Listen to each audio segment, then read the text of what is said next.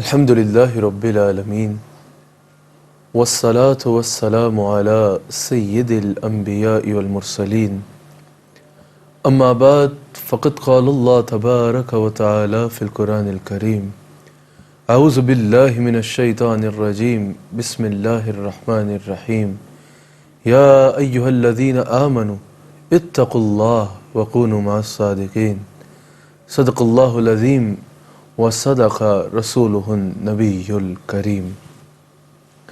سچا ہے ہمارا مالک اور سچا ہے ہمارا خالق کہ سوا اس واحد و یکتا کے کوئی عبادت کے لائق نہیں، اور سچے ہیں اس کے پیارے حبیب آپ کے اور میرے آقا مولا خاتم النبیین رحمت للعالمین امام الانبیاء والمرسلین حضرت سیدنا و مولانا محمد الرسول اللہ صلی اللہ علیہ وآلہ وسلم، وہ جو وجہ تخلیق کل عالم ہیں، وہ جو اللہ کے حبیب ہیں، وہ جو شب معراج کے دولہ ہیں، وہ جو قیامت کے دن شفاعت کا صحرا جن کے ماتھے سجنا ہے، وہ جن کے قول کو رب اپنا قول کہتا ہے، وہ جن کے بول کو رب اپنا بول کہتا ہے، وہ کہ بخدا خدا کا یہی ہے در، نہیں اور کوئی مفر مقر، جو وہاں سے ہو یہیں آ کے ہو، جو یہاں نہیں وہ وہاں نہیں، وہ جو مخلوق کا تعلق خالق حقیقی کے ساتھ جوڑنے والے ہیں، وہ جو شرک کرنے والوں کو اللہ کی عبادت کا پتہ دینے والے ہیں، وہ جو نہ ہوتے تو ہمیں خالق حقیقی سے آشنائی کرانے والا اور کوئی نہ ہوتا۔ اللہ کریم ہم سب کو حضور علیہ السلام سے وابستہ رکھے۔ بے حد سلام ہو ہمارے آقا علیہ السلام کی ذات مبارک پہ۔ ناظرین اکرام، ARYQ TV پر آپ پروگرام دیکھ رہے ہیں ایمان اور اسلام، جو میرا اور آپ کا ہفتہ وار گفتگو کا سلسلہ ہے۔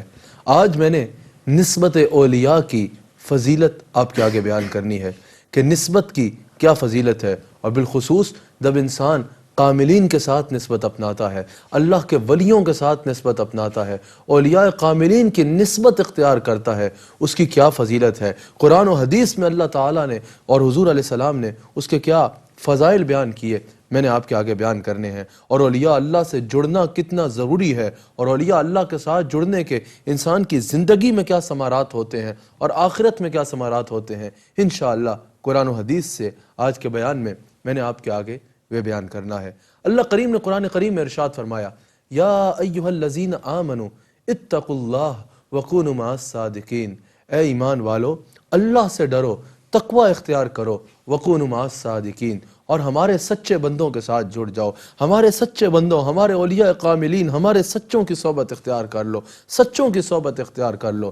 اللہ اکبر۔ اللہ کریم نے ارشاد فرمایا، یا ایہا الذین آمنوا اتقوا اللہ، اے ایمان والو اللہ سے ڈرو، اے ایمان والو تقوی اختیار کرو۔ اب تقوی کس کو کہتے ہیں؟ تقوی نیک اعمال کرنے کو کہتے ہیں، اللہ سے ڈرنے کو کہتے ہیں، اور اعمال صالح کرنے کو کہتے ہیں۔ اگر میں تقوی کی ایک لفظ میں آپ کے آگے تعریف بیان کروں جو مفسرین نے بیان کی، تو وہ یہ ہے، تقوی اس کو کہتے ہیں کہ جہاں اللہ تعالیٰ نے انسان کو حاضر رہنے کا حکم فرمایا، وہاں سے کبھی اللہ انسان کو غیر حاضر نہ پائے، اور جہاں اللہ تعالیٰ نے انسان کو غیر حاضر رہنے کا حکم فرمایا، وہاں کبھی اللہ انسان کو حاضر نہ پائے۔ انسان اپنی زندگی کو اللہ اور اس کے رسول کے احکام کے مطابق گزارے، اس کو تقوی کہتے ہیں۔ یا ایھا الذین آمنوا اتقوا اللہ، اے ایمان والو تقوی اختیار کرو، اے ایمان والو تقوی اختیار کرو، وکونوا مع الصادقین، اور ہمارے ولیوں کے ساتھ جڑ جاؤ، ہمارے سچوں کے ساتھ جڑ جاؤ، صادقین کی صحبت اپنا لو۔ اب نظر آنے میں یہ دو مختلف عنوان نظر آتے ہیں۔ نظر آنے میں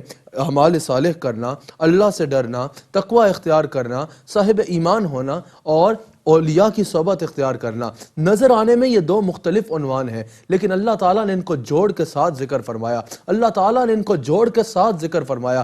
ہم نے اس پہ غور کرنا ہے کہ نظر آنے میں تو یہ ڈیفرنٹ ٹاپکس ہیں، مختلف عنوان ہیں، لیکن اللہ نے ان کو ساتھ ذکر کیوں فرمایا، ساتھ ذکر کیوں فرمایا؟ اب ویسے بھی اگر میں آپ سے سوال کروں، ناظرین اس پہ توجہ کیجئے، اللہ تعالیٰ نے فرمایا، یا ایھا الذین آمنوا اتقوا اللہ، ایمان کا اور تقوی کا ذکر ہے۔ اب ایمان اور تقوی بخشش کے لیے کافی تھا۔ اگر کوئی صاحب ایمان ہے، اللہ اور اس کے رسول پہ ایمان رکھتا ہے، یوم آخر پہ ایمان رکھتا ہے، صاحب ایمان ہے، اور پھر اوپر سے صاحب تقوی ہے، تقوی اختیار کیا ہوا ہے، متقی ہے، اللہ کی عبادت کرتا ہے، جو اللہ نے کہا وہ کرتا ہے، جس سے اللہ نے روکا اس سے رکتا ہے، صاحب تقوی بھی ہے، صاحب ایمان بھی ہے، تو بخشش کے لیے تو یہ دو چیزیں کافی ہے، بخشش کے لیے تو صاحب ایمان ہونا اور صاحب تقوی ہونا کافی تھا، پھر اس کے باوجود کونوا مع الصادقین کا حکم ساتھ کیوں آ رہا ہے؟ بخشش کے لیے تو ایمان اور تقوی کافی ہے، لیکن اللہ فرما رہا ہے نہیں، اب صاحب ایمان ہو گئے، صاحب تقوی ہو گئے، وَكُونُوا مَعَ الصَّادِقِينَ، كُونُوا مَعَ الصَّادِقِينَ، اب جاؤ ہمارے ولیوں کے ساتھ جڑ جاؤ، اب جاؤ سچوں کی صحبت اختیار کرو۔ آئیے میں آپ کو سمجھاتا ہوں کہ اس میں حکمت کیا ہے۔ جب بھی آپ دنیا میں کوئی خزانہ اکٹھا کرتے ہیں نا، کوئی مال اکٹھا کرتے ہیں، کوئی دولت اکٹھی کرتے ہیں، کوئی بہت زیادہ خزانہ اکٹھا کرتے ہیں، تو خالی خزانہ اکٹھا کر لینا بڑی بات نہیں ہے، بلکہ اس کو سنبھال کے رکھنا بڑی بات ہے، سنبھال کے رکھنا بڑی بات ہے۔ خالی دولت کو حاصل کر لے اور اگلے دن دولت ضائع ہو جائے، محنت بھی ضائع، دولت بھی ضائع، کیا فائدہ ہوا؟ خالی دولت حاصل کرنا بڑی بات نہیں ہے، دولت کو، خزانے کو سنبھال کے رکھنا بڑی بات ہے، کہ کوئی لٹیرا تمہاری دولت لوٹ نہ لے، کوئی چور تم سے تمہاری دولت چرا نہ لے، اس سے حفاظت کرنا ضروری ہے۔ اسی طرح مفسرین فرماتے ہیں اللہ تعالیٰ نے جب ایمان اور تقوی کا ذکر فرمایا تو اے انسان، ایمان اور تقوی تیرا سب سے قیمتی خزانہ ہے۔ یہ دنیا کی دولت سب دنیا میں رہ جانی ہے، جو خزانہ تو نے قبر میں ساتھ لے کے جانا ہے وہ تیرا ایمان ہے اور تیرا تقوی ہے۔ ایمان اور تقوی سب سے قیمتی خزانہ ہے انسان کا، سب سے قیمتی خزانہ ہے، اب اس کی بھی حفاظت کرنی ہے۔ جیسے دنیا کا خزانہ لوٹ جانے کا خطرہ ہوتا ہے، لٹ جانے کا خطرہ ہوتا ہے، ہاں ویسے یہ خزانہ بھی لٹنے کا خطرہ ہے۔ جیسے دنیا کے خزانے پہ دربان بٹھاتے ہو، اس پہ بھی کسی دربان کی ضرورت ہے، اس پہ بھی دربان کی ضرورت ہے۔ ایک چور ایسا بھی ہے جو تمہارا ایمان چراتا ہے، ایک لٹیرا ایسا بھی ہے جو تمہارے اعمال ضائع کر دیتا ہے، تمہارے اعمال ضائع کر دیتا ہے، اور اس چور کا نام شیطان ہے، اس چور کا نام شیطان ہے، جو ہر وقت اپنی کوشش میں مصروف ہے کہ کسی طریقے سے تمہارا ایمان ضائع کر دے، کسی طریقے سے تمہارے ذہن میں کوئی ایسا وہم ڈال کے، کوئی ایسے وسوسے ڈال کے، کوئی ایسی بات کروا کے، کوئی ایسا کام کروا کے، اللہ کی یاد سے، عبادات سے غافل کر کے، مصطفیٰ علیہ السلام کے معاملے میں عقیدے کمزور کر کے، کسی بھی اعتبار سے وہ تم پہ ایسا وار کرے کہ تمہارا ایمان بھی ضائع ہو جائے اور تقوی بھی تم سے دولت چھن جائے، تم سے تقوی کی دولت بھی جو ہے وہ لوٹ لے۔ ایک چور ہے شیطان جو ہر وقت اس کوشش میں مصروف ہے، وہ اور اس کے چیلے جو ہیں، اس کے آگے جو شیاطین ہیں، تمہارے سے ایمان لوٹنے کی کوشش میں ہے۔ اب ضروری ہے کہ جب ایمان حاصل کر لیا، جب تقوی کی دولت حاصل کر لی، تو اب اس کو سنبھال کے رکھو، اس کو سنبھال کے رکھو۔ اللہ فرماتے ہیں اگر چاہتے ہو کہ یہ سنبھل جائے، کونوا مع الصادقین، آ جاؤ ان کی محفل میں، آ جاؤ جن کی محفل میں شیطان نہیں آتا، آ جاؤ ان کے ساتھ جڑ جاؤ کہ شیطان جن پہ وار نہیں کر سکتا، شیطان جن پہ وار نہیں کر سکتا۔ آئیے یہ بھی میں آپ کو قرآن سے بتاتا ہوں، ہاں شیطان ان پہ وار نہیں کر سکتا۔ جب اللہ تعالیٰ نے قرآن میں موجود ہے شیطان کو راندہ درگاہ فرمایا نا، شیطان کو مردود فرمایا، شیطان نے کہا یا اللہ تو نے مجھے اس انسان، اس آدم کی وجہ سے جو ہے وہ مردود کیا، اب میں اس کی اولاد کو گمراہ کروں گا، اب میں ہر انسان کو گمراہ کروں گا۔ لیکن ادھر اس نے خود ہی استثناء بیان کر دیا، اس نے کہا لیکن یا اللہ جو تیرے مخلص ہوں گے نا، جو تیرے عبادت گزار ہوں گے، جو تیرے بندے ہوں گے، ان پہ میرا وار نہیں چل سکے گا، ان پہ میرا وار نہیں چل سکے گا۔ پتہ چلا یہ تو قرآن میں موجود ہے، شیطان نے خود مان لیا کہ یا اللہ جو تیرے مخلصین ہیں ان پہ میرا وار نہیں چل سکے گا۔ تو اسی لیے کہا جا رہا ہے کونوا مع الصادقین، آ جاؤ ان کی محفل میں، آ جاؤ جن کی محفل میں شیطان نہیں آتا، جن پہ شیطان کا وار نہیں چلتا۔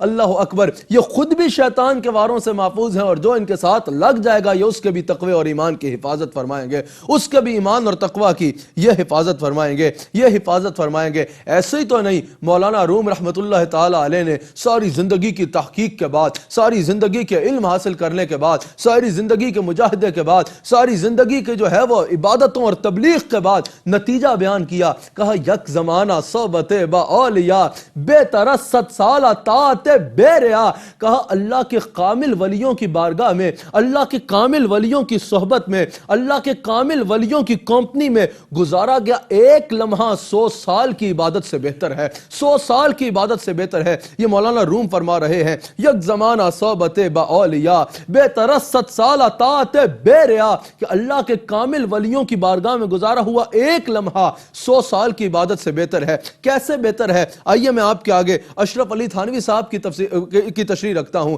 اشرف علی تھانوی صاحب نے مثنوی کی شرح لکھی، قلید مثنوی، اس میں اشرف علی تھانوی صاحب اس شعر کی تشریح بیان کرتے ہوئے کہتے ہیں، اشرف علی تھانوی صاحب نے کہا کہ مولانا روم نے یہ جو فرمایا یک زمانہ صحبت با اولیاء بے ترست سالہ طاعت بے ریا، قلید مثنوی میں وہ کہتے ہیں، مولانا اشرف علی تھانوی وہ کہتے ہیں کہ اس سے مراد یہ ہے کہ انسان اگر 100 سال بھی عبادت کر لے تو اس کے پاس کوئی گارنٹی نہیں ہے کہ اس کا خاتمہ بالایمان ہوگا، اس کے پاس کوئی گارنٹی نہیں ہے کہ اس کی موت ایمان پر ہوگی۔ کیا پتا کہ شیطان آخری وقت میں 100 سال انسان عبادت کرتا رہے، آخری وقت میں شیطان کوئی ایسا وسوسہ دل میں ڈال دے، شیطان کوئی ایسا کام کروا دے، شیطان اس طرح کا وار کر دے کہ آخری وقت میں اس کا ایمان ضائع ہو جائے اور وہ بے ایمان ہو کے دنیا سے چلا جائے۔ کہا 100 سال کی عبادت کے بعد بھی یہ گارنٹی نہیں ہے کہ خاتمہ بالایمان ہوگا، لیکن کہا کہ اگر ایک لمحہ بھی زندگی کا اللہ کے کسی کامل ولی کی بارگاہ میں گزار لوگے تو پھر گارنٹی ہے وہ ولی تمہیں گمراہ نہیں ہونے دے گا، وہ ولی تمہیں شیطان کے واروں سے محفوظ رکھے گا، وہ ولی تمہاری حفاظت کرے گا، وہ ولی تمہارے دل میں نور ایمان کو ایسا نقش کر دے گا کہ پھر شیطان جتنا مرضی کھرچ لے تمہارے سے یہ دولت چھین نہیں لے گا، تمہارے سے یہ دولت چھین نہیں سکے گا۔ کیوں؟ کیونکہ ان کا اللہ تعالیٰ نے یہ مرتبہ دیا ہے کہ یہ لوگوں کے دلوں میں بھی حکومت کرتے ہیں، ان کی نظر میں جو آ جائے پھر یہ اس کا ایمان ضائع نہیں ہونے دیتے۔ میں آگے انشاءاللہ یہ بھی حوالے کے ساتھ بیان کروں گا، یہ بھی حوالے کے ساتھ بیان کروں گا۔ تو پتہ چلا دولت زیادہ ہو لیکن ضائع ہو جائے تو کوئی فائدہ نہیں، تھوڑی بھی ہو لیکن قائم رہے تو فائدہ ہے۔ اللہ والوں کے ساتھ نسبت اپنا لو، اللہ والوں کے ساتھ نسبت اپنا لو۔ اس سے یہ مراد نہیں ہے کہ عبادت نہیں کرنی، اگر عبادت نہیں کرنی تو اولیاء کی صحبت کا کوئی فائدہ نہیں، اولیاء تمہیں عبادت کرنا سکھائیں گے، نہ صرف کرنا سکھائیں گے بلکہ پھر تمہارے اعمال کی حفاظت بھی فرمائیں گے، تمہارے اعمال کی حفاظت بھی فرمائیں گے۔ اللہ اکبر۔ حضرت ابو موسیٰ اشعری رضی اللہ تعالیٰ عنہ حدیث کے راوی ہیں، صحیح بخاری میں میرے آقا علیہ السلام کا یہ فرمان موجود ہے، میرے مصطفیٰ، میرے آقا مولا، میرے رہبر ارشاد فرماتے ہیں، حضور فرماتے ہیں کہ اچھی صحبت کی مثال خوشبو بیچنے والے کی طرح ہے اور بری صحبت کی مثال آگ کی بھٹی پھونکنے والے کی طرح ہے۔ یہ انگلش کا ایک محاورہ بھی ہے نا کہ مین از نون بائی ہز کمپنی، جیسی کمپنی ہوگی ویسا ہی انسان پہ اثر آئے گا۔ میرے مصطفیٰ علیہ السلام فرماتے ہیں کہ اگر تم خوشبو بیچنے والے کے پاس بیٹھو گے نا تو تمہارے لباس سے اس کی خوشبو آنے لگ پڑے گی، اور اگر تم بھٹی پھونکنے والے کے پاس بیٹھو گے تو تمہارے لباس سے جلنے کی بو آنے لگ پڑے گی۔ یہی وجہ ہے اگر تم اولیاء کاملین کی صحبت میں بیٹھو گے تو تمہارے کردار سے ان کے کردار کی خوشبو آنے لگ پڑے گی، اور اگر تم بدکاروں اور نافرمانوں کی صحبت میں بیٹھو گے تو تمہارے کردار سے ان کے کردار کی بو آنے لگ پڑے گی۔ ناظرین، میں آپ کے آگے حضرت شیخ سعدی نے ایک حکایت نقل کی ہے، وہ آپ کے آگے بیان کرتا ہوں۔ شیخ سعدی رحمۃ اللہ تعالی علیہ ارشاد فرماتے ہیں کہ ایک شخص تھا، ایک مقام سے گزر رہا تھا، اس نے دیکھا کہ ایک خوبصورت سا پھول کا پودا ہے، پھول لگے ہوئے ہیں، اس کے نیچے سے اس نے مٹی کو اٹھایا اور سونگا تو دیکھا کہ مٹی سے خوشبو آ رہی ہے، بڑا خوش ہوا، آگے گیا تو دیکھا ایک نالا ہے، اس نے اس کے پاس سے مٹی کو اٹھا کے سونگا تو دیکھا کہ مٹی سے سخت بدبو آ رہی ہے۔ اس نے ایک دانا شخص سے پوچھا کہ وہ بھی مٹی یہ بھی مٹی، اس میں خوشبو اور اس میں بدبو، یہ کیا بات ہوئی؟ کہا کہ مٹی کی بذات خود نہ خوشبو ہوتی ہے اور نہ بدبو ہوتی ہے، بس وہ مٹی پھول کے پاس تھی تو اس نے پھول کی خوشبو سما لئی، اور یہ نالے کے پاس تھی تو اس نے نالے کی بو سما لئی۔ یہی وجہ ہے شیخ سعدی فرماتے ہیں اگر تم اچھوں کے ساتھ رہو گے تو ان کے کردار کی خوشبو تم میں سے آنے لگ پڑے گی، اور اگر غافلین کے ساتھ رہو گے تو ان کے کردار کی بو تم سے آنے لگ پڑے گی۔ خوب کہا کہ عمل سے بنتی ہے دنیا، جنت بھی جہنم بھی، یہ خاکی اپنی فطرت میں نہ نوری ہے نہ ناری ہے۔ اگر اللہ والوں کے ساتھ رہو گے تو تم بھی اللہ والے بن جاؤ گے، تم بھی اللہ والے بن جاؤ گے۔ اللہ تعالیٰ ہمیں اولیاء کی صحبت عطا فرمائے، اللہ تعالیٰ ہمیں اولیاء کی صحبت اختیار عطا فرمائے۔ اس نسبت میں بڑی چیز ہے، اگر پھول کے پاس مٹی ہو تو اس کو نسبت کا فیضان ملتا ہے، تو ایک انسان اگر اللہ والوں کے قریب ہوگا تو اس کو کیسے فیضان نہیں ملے گا؟ یاد رکھنا نسبت بڑی اہم چیز ہے، نسبت بڑی اہم چیز ہے۔ پڑھو سورہ یوسف کی، پڑھو سورہ یوسف کی آیت نمبر 93 اور 94۔ نسبت کی میں آپ کے آگے کچھ مثالیں رکھتا ہوں قرآن سے جن سے آپ کو پتا چلے گا کہ نسبت کا کیا عالم ہے۔ نسبت کو کوئی چھوٹی چیز نہ سمجھنا، کبھی نسبت کا کیا فائدہ ہوتا ہے، نسبت کیا ہوتی ہے۔ انسان کا اپنا معاملہ ہوتا ہے، اپنا عمل ہوتا ہے، نسبت سے کچھ فرق نہیں پڑتا۔ اور میں آپ کے آگے قرآن سے رکھتا ہوں، میرا موضوع آج نسبت ہے، اولیاء کی نسبت کے فضائل ہیں، اور میں آپ کے آگے نسبت کی چند مثالیں قرآن سے رکھتا ہوں کہ نسبت کا کتنا فائدہ ہوتا ہے۔ پڑھو سورہ یوسف یوسف کی آیت نمبر 93 اور 94، جب حضرت یوسف علیہ السلام کے بھائیوں نے کہا حضور والد کی آپ کے بینائی جاتی رہی، والد کی بینائی چلی گئی، نابینا ہو گئے ہیں، حضرت یوسف علیہ السلام دعا بھی کر سکتے تھے اللہ شفا دے دیتا، لیکن نسبت کی اہمیت بتانی تھی۔ حضرت یوسف علیہ السلام نے اپنی قمیض دی اور کہا کہ جاؤ یہ میرے والد کی آنکھوں سے لگانا، ان کے ساتھ یہ لگنا ہوگا، اللہ ان کو بینائی عطا فرما دے گا۔ وہی کیا گیا، قرآن میں موجود ہے، لے کے گئے قمیض حضرت یوسف علیہ السلام کی، حضرت یعقوب کے ساتھ لگایا گیا، اللہ نے ان کو بینائی لوٹا دی، اللہ نے ان کو بینائی لوٹا دی۔ اللہ اکبر۔ قرآن کریم میں سورہ انبیاء کی آیت نمبر 69 پڑھو، جب حضرت ابراہیم علیہ السلام کو آگ میں پھینکا جا رہا تھا، آگ میں پھینکا جا رہا تھا، اللہ کریم نے آگ کو حکم فرمایا یا نار کونی بردا وسلام علی ابراہیم، اے آگ ابراہیم علیہ السلام کے لیے ٹھنڈی ہو جا اور سلامتی والی ہو جا، ٹھنڈی ہو جا اور سلامتی والی ہو جا۔ ناظرین آیت کے الفاظ پہ توجہ کریں، اللہ کریم نے جو ارشاد فرمایا اس کے الفاظ پہ توجہ کریں۔ اللہ تعالیٰ نے فرمایا اے آگ ابراہیم علیہ السلام کے لیے ٹھنڈی ہو جا، جو میں نے آیت ابھی تلاوت کی، ابراہیم علیہ السلام کے لیے ٹھنڈی ہو جا اور سلامتی والی ہو جا۔ حضرت ابراہیم کو جب آگ میں پھینکا گیا، حضرت ابراہیم علیہ السلام کا اگر جسم بچ جاتا نا، لباس جل بھی جاتا، تو اللہ کے حکم کی نافرمانی نہیں ہو رہی تھی۔ اللہ نے یہ نہیں فرمایا تو آگ ابراہیم کا لباس نہیں جلانا، ابراہیم کے لیے ٹھنڈی ہو جا۔ اگر لباس جل بھی جاتا تو آگ کا کام جلانا ہے، جلا دیا، لیکن ابراہیم سلامت رہے۔ حضرت ابراہیم کی نالین تک نہیں جلی۔ آگ کو یہ حکم تو نہیں تھا کہ نالین نہیں جلانی، آگ کو یہ حکم تھا کہ ابراہیم کو نہیں جلانا۔ اگر نالین جل بھی جاتی تو معجزے میں کوئی کمی تو نہیں آنی تھی، بلکہ یہ بھی بڑا معجزہ ہوتا۔ نالین جل گئی لیکن ابراہیم کے پاؤں سلامت تھے، پاؤں سلامت تھے۔ آگ کو لباس اور نالین کی حفاظت کا حکم نہیں تھا، ابراہیم علیہ السلام کی حفاظت کا حکم تھا، لیکن وہ نالین بھی نہ جل پائی جو ابراہیم علیہ السلام کے قدموں سے وابستہ تھی۔ ذرا خود تصور کرو، اگر نالین کو ابراہیم کے قدموں سے نسبت ہو جائے علیہ السلام کے قدموں سے تو اس کو آگ نہیں جلا پاتی۔ اگر کسی انسان کو ابراہیم کے امام سے نسبت ہو جائے تو اس کا عالم کیا ہوگا، اس کا عالم کیا ہوگا۔ خصائص کبریٰ میں یہ حدیث موجود ہے، حضرت انس رضی اللہ تعالیٰ عنہ کو آپ کی والدہ کی طرف سے ایک رومال ملا، آپ کے پاس کچھ لوگ آئے، خصائص کبریٰ میں موجود ہے، آپ نے اس رومال کو آگ میں پھینک دیا، آگ میں پھینکا تو وہ رومال صاف ہو کے مزید اجلا ہو کے آگ سے باہر آ گیا۔ لوگوں نے کہا یہ کیا ہو گیا، آگ کا کام جلانا ہے، نکھارنا تو نہیں، آگ نے آپ کے رومال کو مزید نکھار کے بعد کر دیا، آگ اس کو جلا نہ پائی۔ کہا یہ عام رومال نہیں ہے، یہ وہ رومال ہے جس سے ایک دفعہ مصطفیٰ نے اپنے ہاتھ پہنچے تھے، جو مصطفیٰ کے دست مبارک سے لگا ہوا ہے، مصطفیٰ کے ہاتھ سے جب سے یہ رومال لگا ہے، اس کو آگ جلا نہیں سکتی، اس کو آگ جلا نہیں سکتی۔ میں سوال کرتا ہوں، اگر رومال کو مصطفیٰ کے ہاتھ سے نسبت ہو جائے اس کو آگ نہیں جلا سکتی، اگر کسی انسان کو اس دست کرم کی نسبت مل جائے تو اس کو جہنم کی آگ کیسے جلائے گی؟ آپ سوچیں گے کہ آج ہم مصطفیٰ کے دست کرم کی نسبت کیسے اپنا سکتے ہیں، آج ہم مصطفیٰ کے ہاتھ کی نسبت کیسے حاصل کر سکتے ہیں؟ ہاں، آج بھی آپ وہ نسبت حاصل کر سکتے ہیں۔ وہ کیسے؟ یہ جو سلسلہ بیعت ہوتا ہے، آپ کا ہاتھ اپنے شیخ کے ہاتھ میں، ان کا ہاتھ اپنے شیخ کے ہاتھ میں، ان کا ہاتھ اپنے شیخ کے ہاتھ میں، ان کا ہاتھ اپنے شیخ کے ہاتھ میں، کرتے یہ ہاتھ مصطفیٰ کے دست کرم سے جا کے ملتا ہے، یہ ہاتھ مصطفیٰ کے دست کرم سے جا کے ملتا ہے۔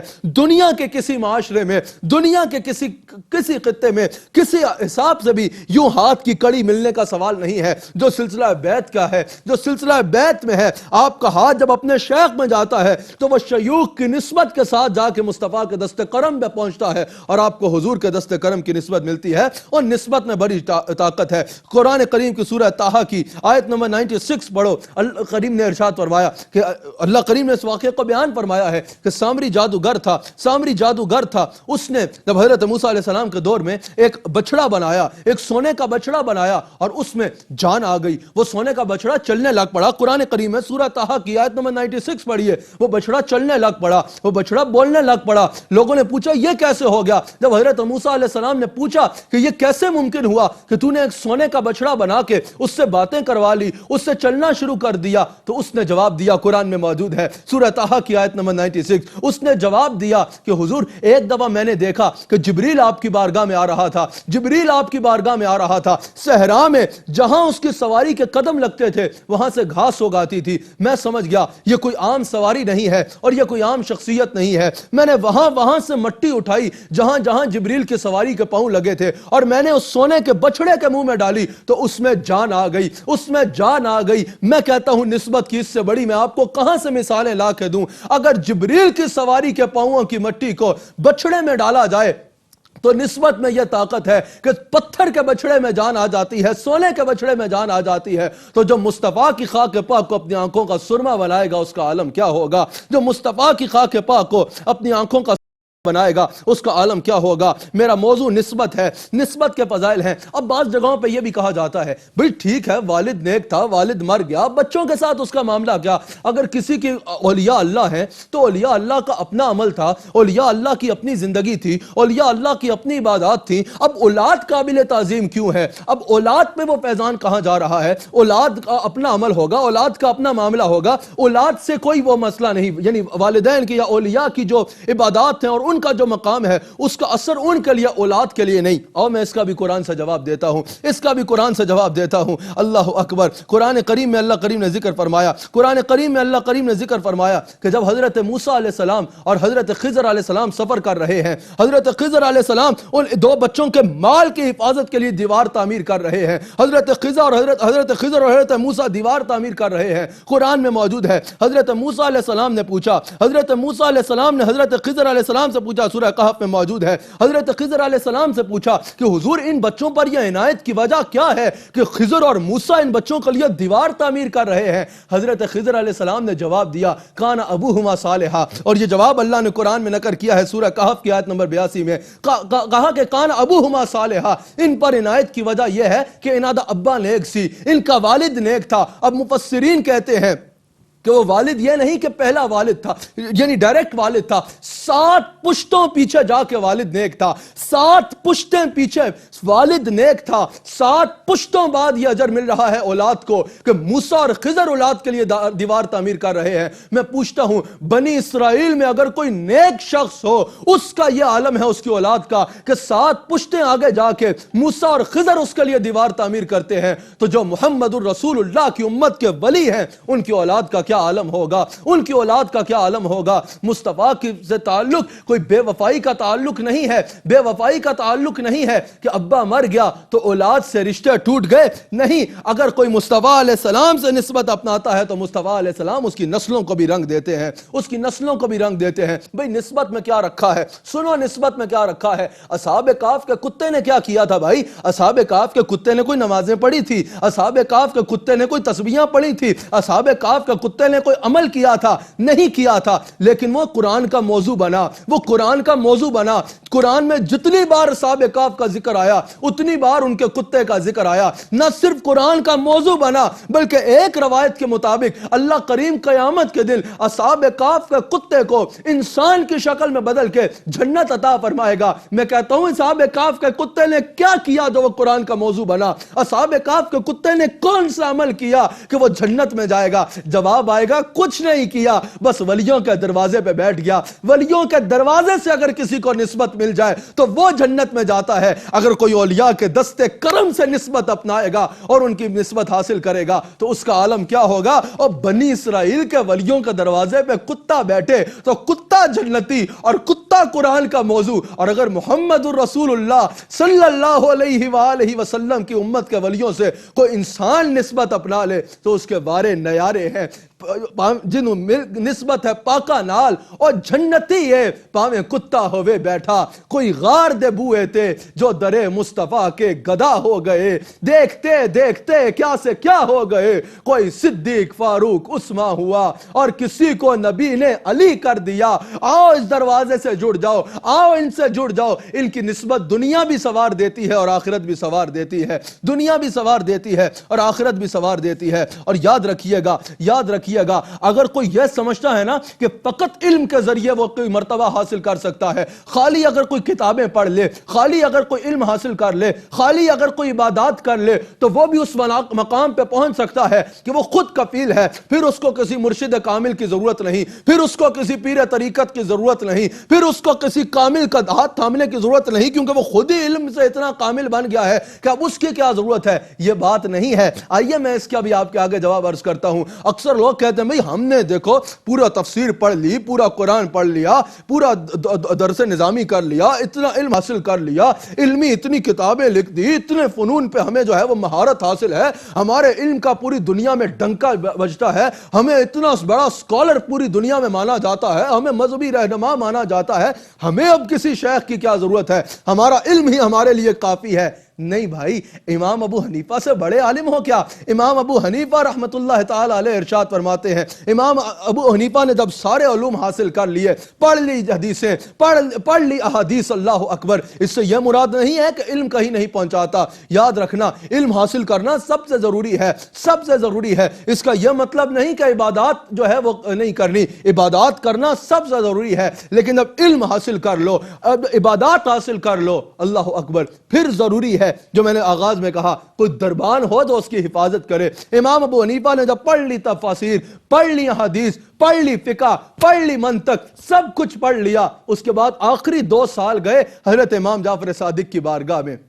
کوئی محدث ایسا نہیں گزرا، کوئی مجدد ایسا نہیں گزرا، کوئی مفسر ایسا نہیں گزرا، کوئی امام ایسا نہیں گزرا جس کی قبولیت کی سند اہل بیت سے نہ لگی ہو، جس نے اہل بیت کے پیر نہ چومے ہوں۔ امام ابو حنیفہ نے جب سب کچھ پڑھ لیا نا، علم حاصل کر لیا، پھر علم کو علم نافع بنانے کے لیے اہل بیت کے دروازے پہ پہنچ گئے، اہل بیت کے دروازے پہ پہنچ گئے، رسول اللہ کے بچوں کے دروازے پہ پہنچ گئے۔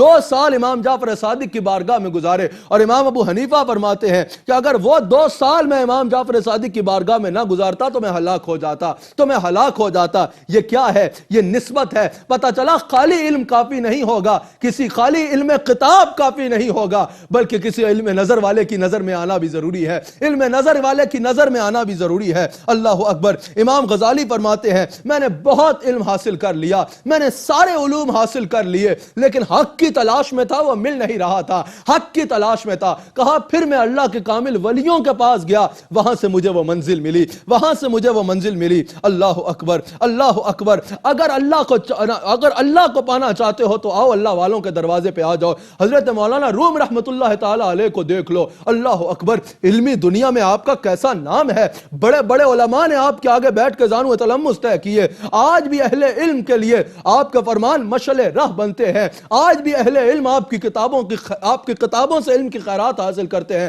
مولانا روم نے کیا کہا؟ مولانا روم نے کیا کہا کہ مجھے جو منزل ملی ہے، آؤ مولانا روم سے پوچھتے ہیں کہ مولانا روم ذرا بتائیے کہ آپ کو یہ منزل کیسے ملی؟ کیا کتابی علم سے ملی؟ مولانا روم کا جواب آئے گا نہیں، میں نے سب کچھ پڑھا، سب کچھ کیا، لیکن مولانا روم کو اگر یہ منزل ملی تو اس کا جواب مولانا روم دیتے ہیں کہ مولوی ہرگز نہ شد مولائے روم، مولوی ہرگز نہ شد مولائے روم، تا غلام شمس تبریزی نہ شد۔ کہا اگر مجھے یہ مقام ملا ہے، اگر مجھے یہ مرتبہ ملا ہے تو وہ میرے مولوی ہونے کی وجہ سے نہیں ملا، وہ میری خالی علم کتاب کی وجہ سے نہیں ملا، بلکہ وہ میرے مرشد کامل کی نگاہ کی وجہ سے ملا ہے، میرے مرشد کامل کی نگاہ کی وجہ سے ملا ہے۔ انہوں نے تو یہاں تک کہہ دیا تب تک کوئی مولوی ہو ہی نہیں سکتا جب تک وہ اللہ کے کسی کامل ولی کا دامن نہیں تھامتا، اللہ کے کسی کامل ولی کا دامن نہیں تھامتا۔ اللہ اکبر۔ حضرت امام ابو حنیفہ رحمت اللہ تعالی علیہ،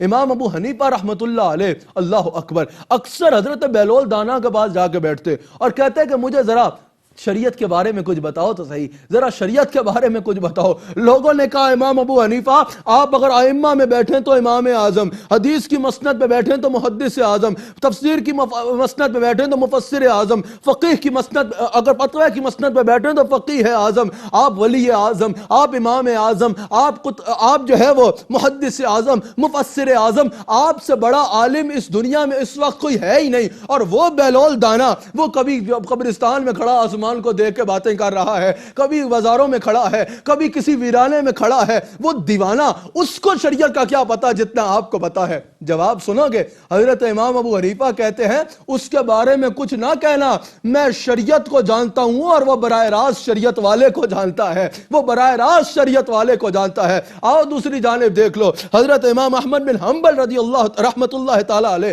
حضرت بشر حافی کے پاس جایا کرتے اور بشر حافی سے کہتے کہ ذرا مجھے مجھے کتاب اللہ کے بارے میں تو کچھ بتاؤ، کتاب اللہ کے بارے میں تو کچھ بتاؤ۔ لوگوں نے کہا حضور، شاگردوں نے کہا امام احمد بن حنبل آپ سے بڑا عالم کون ہے؟ آپ وہ بشر آپی، وہ دیوانہ جو ننگے پیر سڑکوں پہ پھر رہا ہوتا ہے، وہ دیوانہ بس اللہ اللہ کر رہا ہوتا ہے، آپ اس سے جا کے بول رہے ہیں مجھے کتاب اللہ کے بارے میں کچھ بتاؤ۔ حضرت امام احمد بن حنبل نے کہا میں کتاب اللہ کو جانتا ہوں اور وہ براہ راست اللہ کو جانتا ہے، وہ براہ راست اللہ کو جانتا ہے۔ اللہ اللہ کیے جانے سے اللہ نہ ملے، اللہ اللہ کیے جانے سے اللہ نہ ملے۔ اللہ والے ہیں جو اللہ سے ملا دیتے ہیں، اللہ والے ہیں جو اللہ سے ملا دیتے ہیں۔ آؤ اللہ والوں کی نسبت اپنا لو، آؤ اللہ والوں کے ساتھ نسبت جوڑ لو۔ سیدنا غوث اعظم، امام الاولیاء، امام الاولیاء، سلطان الاولیاء سیدنا غوث اعظم رضی اللہ تعالیٰ عنہ ارشاد فرماتے ہیں اگر تم بدن اللہ والوں کے قریب کرو گے، یہ تمہارے دل کو اللہ کے قریب کر دیں گے، یہ تمہارے دل کو اللہ کے قریب کر دیں گے۔ اللہ والوں کی بارگاہ میں آؤ، یہ تمہارا تزکیہ کریں گے، یہ تمہارے دل کو پاک کریں گے، پھر یہ تمہیں خود مصطفیٰ کی بارگاہ میں پیش کریں گے، یہ تمہیں خود اللہ کی بارگاہ میں پیش کریں گے، یہ تمہیں منازل طے کرائیں گے، تم مجاہدہ کی منزل پہ فائز ہوگے، اس کے بعد تم مشاہدہ کی منزل پہ فائز ہوگے، اور پھر تمہاری آنکھ وہ منظر دیکھے گی کہ خدا خود میر مجلس بود کہ اندر لا مکان خسرو، محمد شم محفل بود کہ شب جائے کہ من بدم۔ ان کی نسبت سے انسان وہ مناظر دیکھتا ہے۔ آئیے اس کے کچھ مناظر آپ کے آگے رکھ دیتا ہوں۔ یاد رکھنا جہاں اللہ والوں کی نسبت پہنچا دیتی ہے نا، وہاں خالی علم نہیں پہنچا سکتا۔ جب یہ دونوں چیزیں اکٹھی ہوں گی، اگر انسان کے پاس علم ہی نہیں ہوگا دین کا، خالی اللہ والوں کے ساتھ لگا رہے گا، اس کا بھی کوئی فائدہ نہیں، اور خالی علم سے بھی کام نہیں بنے گا۔ جب یہ دونوں نعمتیں ایک ساتھ آئیں گی، انسان عالم بھی ہوگا، علم بھی حاصل کرے گا۔ عالم کے لیے یہ ضروری نہیں ہے کہ درس نظامی کرے، جتنا بھی دین کا حاصل علم کر سکتا ہے، کام انسان ایک دنیا دار کرے۔ جب دین کا علم بھی حاصل کرے گا اور پھر اوپر سے اللہ اکبر اللہ والوں کی صحبت اپنائے گا، اس کی بات پتہ کیا ہوگی، اس کے ثمرات پتہ کیا ہوں گے۔ ایک دفعہ حضرت جلال الدین سیوطی وہ ہیں جن کے بارے میں مولانا اشرف علی تھانوی صاحب نے کہا کہ جلال الدین سیوطی وہ ہے جس کو 72 مرتبہ جاگتی آنکھ سے مصطفیٰ کا دیدار ہوا۔ اللہ اکبر، روحانیت میں 72 مرتبہ جاگتی آنکھ سے مصطفیٰ کا دیدار ہوا ہے۔ جانتے ہیں یہ سلسلہ شروع کیسے ہوا؟ جلال الدین سیوطی رحمت اللہ علیہ ایک حدیث لینے کے لیے شام کا سفر کر رہے، رستے میں حضرت شہاب الدین ساری سے ملاقات ہوئی۔ آپ نے پوچھا سیوطی کہاں جا رہے ہو؟ کہا حضور حدیث لینے شام جا رہا ہوں۔ آپ نے کہا اتنی دور کیوں جا رہے ہو؟ آؤ میرے مصلے پہ بیٹھ جاؤ۔ آپ نے کہا یہ تو اچھا ہو گیا، رستے میں ہی کام ہو جائے گا۔ آپ وضو کیا اور مصلے پہ بیٹھے۔ جلال الدین سیوطی کہتے ہیں کہ مجھے لگا کہ کوئی عالم آ کے حدیث پڑھائے گا۔ آپ نے فرمایا آنکھیں بند کرو۔ شہاب الدین ساری نے فرمایا آنکھیں بند کرو۔ سیوطی کہتے ہیں میں نے آنکھوں کو بند کیا تو میں نے دیکھا رسول اللہ سامنے رونق افروز ہیں، اور رسول اللہ نے مجھے خود اپنی حدیث عطا فرمائی۔ سیوطی کہتے ہیں میں تو آغوش حیرت میں مبتلا ہو گیا۔ میں نے جیسے ہی آنکھوں کو کھولا میں شہاب الدین ساری کے آگے جھک گیا۔ میں نے کہا حضور آپ کو واسطہ ہے اللہ کا، مجھے بتا دیں کہ یہ منزل کیسے ملی۔ آئیے میں آپ کو بتاتا ہوں جو انہوں نے ان کو بتایا۔ آپ نے فرمایا 40 دن زندگی کے ایسے گزار کہ خیال رسول اللہ سے ہٹ کے کہیں اور نہ جائے۔ اللہ اکبر، 40 دن زندگی میں ایسے گزار لے کہ رسول اللہ سے خیال ایک لمحے کے لیے بھی نہ ہٹے۔ سو رہا ہے تو ایسے سو، رسول اللہ ایسے سوتے ہوں گے، اور یہ دعا کرتے سو کہ کاش خواب میں دیدار مصطفیٰ ہو جائے۔ اٹھو تو ایسے جیسے سنت کے انداز میں رسول اللہ ایسے اٹھے، کھاؤ تو ایسے کہ رسول اللہ ایسے کھاتے تھے۔ نماز پڑھو، عبادات کرو، اور خالی عبادت نہیں، مخلوق خدا کی خدمت کرو، اللہ کی مخلوق کی خدمت کرو۔ کہا ایک دن ایسا آئے گا کہ تم خود اس منزل پہ فائز ہو جاؤ گے، اور پھر آپ ایسے فائز ہوئے کہ اشرف علی تھانوی صاحب نے بھی کہا کہ یہ وہ بندہ ہے کہ 72 مرتبہ جس کو جاگتی آنکھ سے مصطفیٰ کا دیدار ہوا ہے، جس کو جاگتی آنکھ سے مصطفیٰ جان رحمت کا دیدار ہوا ہے۔ علم بہت بڑی چیز ہے، لیکن خالی علم کافی نہیں ہوگا، اللہ والوں کے ساتھ نسبت اپنانی ہوگی۔ میں سوال کرتا ہوں، وقت ختم ہو رہا ہے ورنہ میں تفصیل سے بیان کرتا، میں سوال کرتا ہوں کہ امام فخر الدین رازی کی ذرا آخری وقت میں نظر ڈالو نا۔ امام فخر الدین رازی نے 100 سے زیادہ دلائل لکھے تھے توحید کے۔ ایک دفعہ دل میں آیا کہ میں کسی اللہ والے کی نسبت اپنا لوں، گئے حضرت نجم الدین کبریٰ کے پاس۔ حضرت نجم الدین کبریٰ نے فرمایا کہ امام فخر الدین رازی کو کہ رازی یہ جو ایک علم کا گھمنڈ ہوتا ہے نا، علم کا تکبر ہوتا ہے، جو اس کو ختم کر کے پھر آنا۔ حضرت فخر الدین رازی وہاں سے نکلے تو آگے سے ایک شخص آ رہا ہے، توحید پہ بات کرنے کی ان کو بہت عبور حاصل تھا۔ اس سے پوچھا کہ تجھے پتا تو اللہ کو ایک مانتا ہے؟ اس نے کہا بالکل مانتا ہوں۔ آپ نے فرمایا تیرے پاس کیا دلیل ہے کہ اللہ ایک ہے؟ اس نے کہا مولانا جب رسول اللہ نے کہہ دیا کہ اللہ ایک ہے تو مجھے کسی اور دلیل کی ضرورت نہیں. جب رسول اللہ نے کہہ دیا میں رسول کی وجہ رسول کے کہنے پہ اس کو ایک مانتا ہوں. فخر الدین رازی آگے چل پڑے. کچھ عرصے بعد نجم الدین کبریٰ وضو کر رہے ہیں اور کہتے ہیں راضی کہہ دے وہ جو تجھے میرے دربار سے نکلتے ہوئے اس شخص نے کہا تھا. راضی کہہ دے وہ جو میرے دربار سے نکلتے ایک شخص نے تجھے کہا تھا. راضی کیوں نہیں کہتا وہ جو تجھے میرے دربار سے نکلتے ایک شخص نے کہا تھا. جو بندہ وضو کرا رہا ہے اس مرید نے کہا حضور یا یہاں آپ ہیں یا میں ہوں یا آپ کس کو کہہ رہے ہیں؟ آپ نے فرمایا افسوس آج فخر الدین رازی کا وقت آخر آ گیا. وہاں سے وقت آخر آیا, وہاں سے شیطان بھی آ گیا, وہاں سے شیطان بھی آ گیا اور شیطان نے توحید میں مناظرہ شروع کر دیا. شیطان نے مناظرہ شروع کر دیا. راضی ایک دلیل دیں شیطان اس کا رد کر دے. راضی توحید کی کسی دلیل کا رد ممکن نہیں ہے, الفاظ میں اس نے اس کا جواب دینا شروع کر دیا ورنہ کسی توحید دلیل کا رد ممکن نہیں ہے. دوسری بات کی راضی نے, شیطان اس کے جواب میں لگ گیا. تیسری دلیل دی راضی نے, شیطان اس کے جواب میں لگ گیا. اب راضی کے بعد وقت تھوڑا رہ گیا تھا تو میں نے کہا راضی کہہ وہ جو تجھے اس بندے نے کہا تھا کہ میں رسول اللہ کے کہنے پہ اس کو ایک مانتا ہوں. آپ نے فرمایا راضی کے کانوں میں روحانیت کے ذریعے میری آواز پہنچی. راضی کی زبان سے بس اتنا نکلا کہ رسول اللہ نے کہا اس لیے میں اس کو ایک مانتا ہوں. آپ فرماتے ہیں رسول اللہ کا نام آنا تھا کہ شیطان بھاگ گیا. شیطان بھاگ گیا. آؤ اللہ کے کامل ولیوں کی نسبت اپنا لو, آؤ اللہ کے کاملین کی نسبت اپنا لو. یہ نسبت تمہیں دنیا میں بھی کام آئے گی اور یہ نسبت تمہیں آخرت میں بھی کام آئے گی. یہ نسبت تمہیں آخرت میں بھی کام آئے گی. بخاری و مسلم کی حدیث کا مفہوم ہے کہ ایک اللہ کا ولی جنت میں جا رہا ہوگا, وہ دیکھے گا کہ اس کے محافل میں بیٹھ کے اللہ کا ذکر کرنے والے جہنم میں جل رہے ہیں. حضور فرماتے ہیں وہ اللہ کی بارگاہ میں جا کر یہ الفاظ موجود ہیں, اللہ سے جھگڑے گا کہ یا اللہ میرے ساتھ بیٹھ کے تیرا ذکر کرتا تھا اور جہنم میں جل رہا ہے. اللہ اجازت عطا فرمائے گا اور وہ ولی جا کے اپنے مرید کو جہنم سے نکالے گا اور جنت لے کے جائے گا. یہ بھی بخاری میں موجود ہے کہ ایک اللہ کا ولی جنت جا رہا ہوگا, ایک بندہ اس کے پاس آئے گا, کہے گا حضور آپ کو یاد ہے میں نے آپ کو وضو کرایا تھا, آپ کو یاد ہے میں نے آپ کو پانی پلایا تھا, آپ کو یاد ہے میں نے آپ کی فلاں موقع پہ خدمت کی تھی. کہاں یاد ہے؟ کہا اللہ کو حضور میری سفارش کرے. وہ ولی اللہ کے حضور جا کر اس کی سفارش کرے گا, اس کو جنت میں لے کے جائے گا, اس کو جنت میں لے کے جائے گا. آؤ اللہ کے ولیوں کے ساتھ جڑ جاؤ, آؤ اللہ کے کاملین کے ساتھ جڑ جاؤ. یہ نسبت دنیا میں بھی کام آئے گی, یہ نسبت قبر میں بھی کام آئے گی, یہ نسبت حشر میں بھی کام آئے گی. یا اللہ یا کریم, یا اللہ یا کریم. یہاں جو قرآن کریم کی آیات اور تیرے حبیب علیہ السلام کی احادیث بیان کی گئی, یا اللہ یا کریم ان آیات اور احادیث کا وسیلہ پیش کر کے, مصطفیٰ علیہ السلام کا وسیلہ پیش کر کے, سیدہ کائنات سیدہ فاطمہ الزہرا سلام علیہا کا وسیلہ پیش کر کے تیری بارگاہ میں فریاد کرتے ہیں یا اللہ یا کریم ہمیں تو اپنے کاملین کی صحبت میں رہنے کی توفیق عطا فرما. یا اللہ یا کریم جو تو نے اپنا قرب اپنے کاملین کو عطا فرمایا, ہم گناہگاروں کے دل بھی پاک ہوں اور ہمیں بھی تو اپنے قرب اور اپنی معرفت عطا فرما. یا اللہ کریم ہمارے دلوں کو تقویٰ کے نور سے منور کر دے. یا اللہ یا کریم ہم پہ اپنی رحمت کے تمام دروازے کھول دے. یا اللہ یا کریم تو ہمیں اپنا شکر گزار بندہ بننے کی توفیق عطا فرما برحمتک یا ارحم الراحمین. ناظرین اکرام, اگلے ہفتے اسی وقت اسی چینل پہ آپ سے پھر ملاقات.